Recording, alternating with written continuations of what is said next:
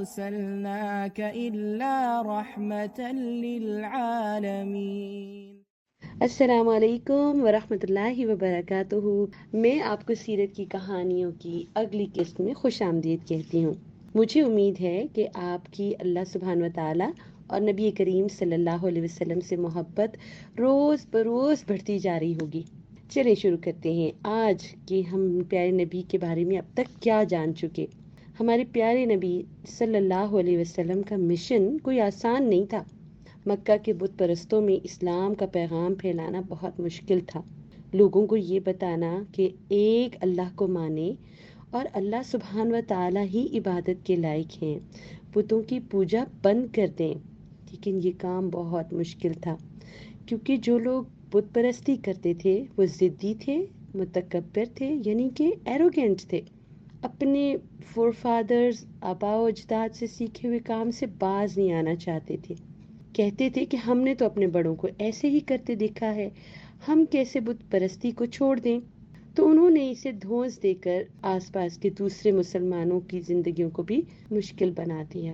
آپ جانتے ہیں کہ اللہ سبحانہ و تعالیٰ نے ہمارے پیارے نبی صلی اللہ علیہ وسلم کو بہت سے طریقوں سے تسلی دی اور ان کی حمایت کی، اور ایک طریقہ ایسے لوگوں کے ساتھ بھیجا کہ جو خود بھی سپر ہیروز تھے، بہت زبردست سپورٹر تھے رسول اللہ کے، بہت بہادر تھے، کانفیڈنٹ تھے، بہت بریو تھے، اور سب سے زیادہ وہ یہ کہ پیارے نبی صلی اللہ علیہ وسلم سے بہت پیار کرتے تھے۔ جو اسلام لے آئے تھے وہ ہر وقت رسول اللہ کے آس پاس رہتے اور کہتے تھے آپ نے ہمیں اتنی اچھی بات بتائی ہے، ہم آپ کو بالکل اکیلا نہیں چھوڑیں گے، چاہے یہ لوگ آپ کی بات مانیں یا نہ مانیں، لیکن ہم آپ کی پروٹیکشن کے لیے آپ کے ساتھ ہیں اور ہم کبھی بھی اسلام کو نہیں چھوڑیں گے۔ اور اسی لیے نبی کریم صلی اللہ علیہ وسلم ان پر بہت ٹرسٹ بھی کرتے تھے۔ آپ دیکھتے ہیں نا، جیسے کسی مووی میں ایک ہیرو ہوتا ہے اور وہ ہر برائی سے لڑتا ہے، ہر ولن سے لڑتا ہے، اور جیسے وہ لڑتا ہے اس کے اندر اور پاور آنے لگتی ہے، حالانکہ وہ ہرٹ بھی ہوتا ہے، اس کو بھی فائٹ میں زخم آتے ہیں، چوٹ لگتی ہے، لیکن اس کو اپنا مشن پتہ ہوتا ہے کہ اس ولن کو، اس برائی کو ختم کریں گے تو باقی لوگوں کی زندگی آسان ہو جائے گی۔ اسی طرح آپ دیکھتے ہیں کہ ہیرو کے ساتھ میں کچھ اس کے دوست ہوتے ہیں جو جہاں پر ہیرو کو سپورٹ کر رہے ہوتے ہیں، پتہ ہے نا آپ کو، تو بالکل اس لیے کہ وہ سپورٹ کیوں کرتے، تاکہ جنگ جیت جائیں برائی کے خلاف۔ پہلی جو ہماری جو ایپیسوڈ تھی نا، اس میں ہم نے یہ بات بتائی تھی آپ کو کہ رسول کریم صلی اللہ علیہ وسلم کو جو سپورٹ حاصل تھی وہ ان کے چچا ابو طالب اور پیارے نبی کی جو فرسٹ وائف تھی خدیجہ رضی اللہ تعالیٰ عنہا، ان سب نے بہت سپورٹ کیا گھر پر۔ باہر کون سے دوست تھے رسول اللہ کے؟ حضرت ابو بکر صدیق رضی اللہ تعالیٰ عنہ، اور ایک اور سپر ہیرو تھے جو پیارے نبی صلی اللہ علیہ وسلم کے ریلیٹیو تھے، لیکن انہوں نے بہت سپورٹ کیا۔ تو جب تھوڑے تھوڑے سب آہستہ آہستہ مل جاتے تو پھر کوئی بھی نقصان نہیں پہنچا سکتا۔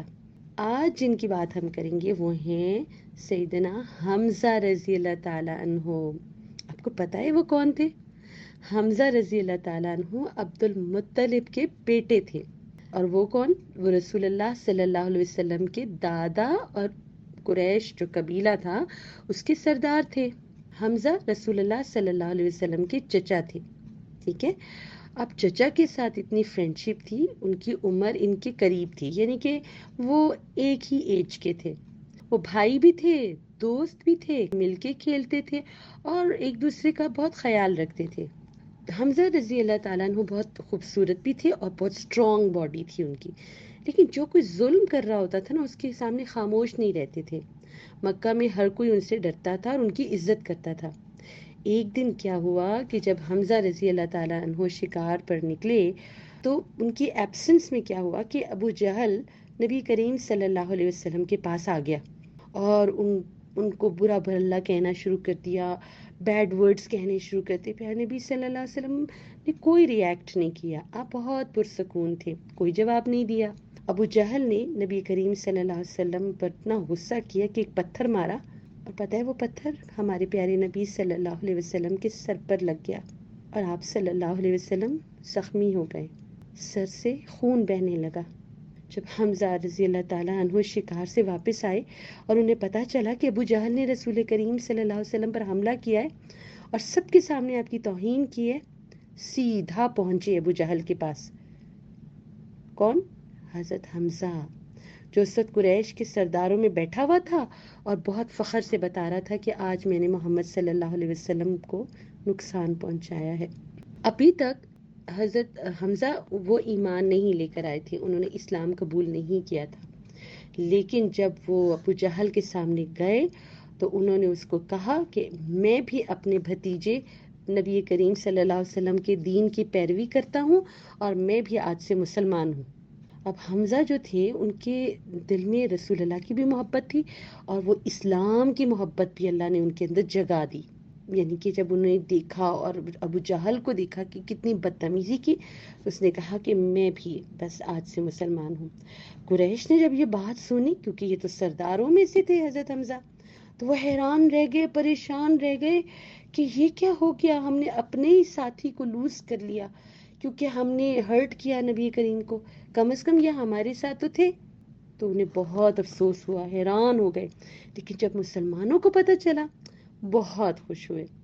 حمزہ رضی اللہ تعالیٰ عنہ کے قبول اسلام سے پیارے نبی صلی اللہ علیہ وسلم بہت خوش ہوئے، بہت بڑا حوصلہ ملا، اور انہیں قریش میں سے جو بہت طاقتور تھے نا حضرت حمزہ، تو ان کی بھی سپورٹ مل گئی، اور ریلیٹیو تو وہ پہلے ہی تھے، چچا تھے۔ تو آپ کو یہ بھی پتا ہے نا کہ جو چچا جو تھے رسول کریم کے، ان میں سے ایک کا نام ابو لہب تھا، وہ بھی بہت بدتمیز تھا، پتا ہے نا۔ اور پھر لیکن دوسرے جو چچا تھے ابو طالب، وہ بہت کائنڈ، بہت لونگ تھے، ان کی وجہ سے لوگ ڈرتے تھے، نہیں کچھ کہتے تھے۔ اور اب ایک اور چچا بھی آ گئے، انہوں نے کہا میں بھی مسلمان ہوں۔ کس نے ہاتھ لگایا ہے میرے پیارے دوست کو؟ سبحان اللہ۔ جب کافروں کو یا مشرکین مکہ کو یہ بات پتہ چلی، بہت ہی دکھی ہوئے وہ کہ ہم نے اپنا نقصان کر لیا۔ آپ کو پتہ ہے شیر کو عربی میں کیا کہتے ہیں؟ اسد، اسد کہتے ہیں۔ اور شیر اتنا شدید اور اتنا اسٹرانگ، اتنا طاقتور ہوتا ہے، وہ کسی چیز سے نہیں ڈرتا۔ تو پیارے نبی صلی اللہ علیہ وسلم نے پتہ ہے حمزہ رضی اللہ تعالیٰ عنہ کو کیا لقب دیا، کیا ٹائٹل دیا؟ اسد اللہ، اللہ کا شیر۔ اس کا مطلب ہے کہ اللہ اور اس کے رسول کا شیر۔ اور یہ کیوں دیا؟ ایسی کیا وجہ تھی حمزہ رضی اللہ تعالیٰ عنہ میں کہ نبی کریم صلی اللہ علیہ وسلم نے ان کو یہ ٹائٹل دیا؟ کیونکہ حمزہ رضی اللہ تعالیٰ عنہ کسی سے نہیں ڈرتے تھے، قریش کے سرداروں میں سے یا جو دشمن تھے، وہ ان کے سامنے چلے جاتے تھے اور کہتے تھے کہ میں ڈیفینڈ کروں گا اپنے مسلمان ساتھیوں کو۔ اور سبحان اللہ، جب انہوں نے اسلام قبول کیا تو وہ ایک بگ ڈھال کی طرح شیلڈ بن گئے، مسلمانوں کو انہوں نے پروٹیکٹ کرنا شروع کر دیا۔ اسلام قبول کرنے کے بعد حمزہ رضی اللہ تعالیٰ عنہ نے اپنی ساری زندگی اور طاقت اللہ سبحانہ و تعالیٰ اور اپنے دین اسلام کے لیے وقف کر دی۔ حمزہ رضی اللہ تعالیٰ عنہ نے مسلمانوں کے دشمنوں کے خلاف جنگ کی قیادت بھی کی۔ جو پہلی مسلمانوں کی جنگ ہوئی تھی مدینہ میں، جنگ بدر، وہاں وہ بہت شیروں کی طرح لڑے اور خوب دشمنوں کو پکڑ پکڑ کے ان کو مارا اور ان کو بدلہ لیا اور صحیح مقابلہ کیا اللہ کے راستے میں، اور جناب پھر مسلمان جیت گئے تھے اللہ کے حکم سے۔ تو سبحان اللہ۔ لیکن اب ایک اور جنگ آ گئی تھی، جو غیر مسلم تھے یا جو مشرکین مکہ تھے، جو جب وہ ہار گئے تو وہ بھی ریڈی نہیں تھے، وہ کہتے ہم کیسے ہار گئے، یہ تو مسلمان اتنے کم تعداد میں تھے اور یہ ہم سے جیت گئے۔ اب ان کو بہت گلٹی فیل ہو رہا تھا، بہت ان کو اپنے پہ غصہ آ رہا تھا۔ انہوں نے کہا ہم ایک اور وار کریں گے۔ تو انہوں نے کیا کیا کہ جلدی سے انہوں نے ایک اور جنگ کی تیاری کی، جو مدینہ منورہ میں دوسری جنگ تھی، اس کو احد کی جنگ کہا جاتا ہے۔ قریش جانتے تھے کہ جب تک رسول کریم صلی اللہ علیہ وسلم اور حمزہ رضی اللہ تعالیٰ عنہ میدان جنگ میں موجود ہیں، مسلمانوں سے جنگ نہیں جیت سکتے۔ اس لیے انہوں نے یہ فیصلہ کیا کہ ایک مضبوط آدمی تلاش کریں جو حمزہ رضی اللہ تعالیٰ عنہ کو ٹارگٹ کریں تاکہ ہم ان سے جان چھڑا سکیں۔ تو قریش مکہ نے ایک آدمی ڈھونڈا، اس کا نام تھا وحشی۔ وحشی کا مطلب کیا ہوتا ہے؟ یہ عربک کا ایک ورڈ ہے نا، اس کو انگلش میں بیسٹ کہتے ہیں، ٹھیک ہے۔ تو وہ بندہ جو تھا نا وحشی، وہ بہت اسٹرانگ تھا، اور اس کے پاس جو نیزہ پھینکنے کی بہت زبردست سکل تھی۔ آپ آرچری دیکھتے ہیں نا، تو آرچری میں آپ نے کیا کرنا ہوتا ہے، پھینکتے ہیں آپ اور آپ نے اپنے نشانے پر لگانا ہوتا ہے. تو یہ بالکل ویسا ہی وہ نیزہ جب مارتے تھے ٹارگٹ کرتا تھا یہ بندہ تو وہ بالکل صحیح جا کے لگتا تھا اور دور سے نشانہ لگاتا تھا. تو قریش کے جو بت پرست تھے نا انہوں نے اس کو چوز کیا اور کہا کہ تمہارا ٹارگٹ میدان جنگ میں حمزہ رضی اللہ تعالیٰ عنہ ہیں.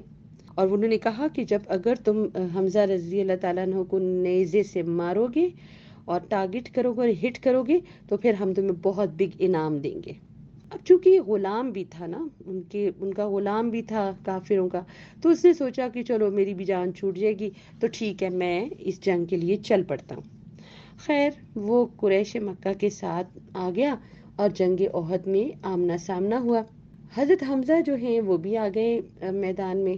خوب اچھی طرح لڑے شیروں کی طرح فائٹ کی بالکل پیچھے نہیں ہٹے اور اتنا زیادہ اسٹرانگلی وہ لڑے کہ ابھی کفار جو اپنے ساتھ اس وحشی کو لے کر آئے تھے تب بھی ڈر گئے کہ او ہو مقابلہ تو بہت سخت ہے.